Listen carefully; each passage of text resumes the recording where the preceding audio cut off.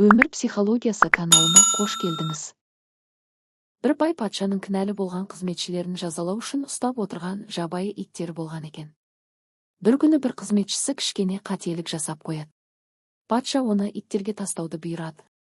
Қызметшісі патшаға 10 жыл адал қызмет еткенін айтып, жазалар алдында 10 күн уақыт беруін сұрайды. Патша келіседі. Сонда қызметші иттердің қарауылына барып, оның орнына 10 күнге тұруына рұқсат сұрайды.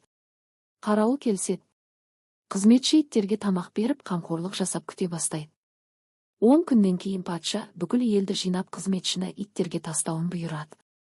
Тастағаннан кейінгі көрініс жұрттың бәрін таң қалдырады. Жабайы иттер оны талаудың орнына аяғын жалап жатады. «Менің иттеріме не болған?» деп патша айқайлап жібереді.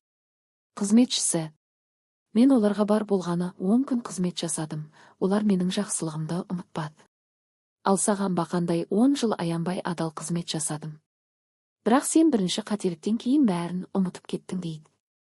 Мораль: біреуге ұсақ түйек берсең де мәңгі есінде сақтайды. Ал біреулерге өміріңді арнасаң да түсінбейді. Қазақша каналды қолдап тіркеліп кетіңіз. Рахмет.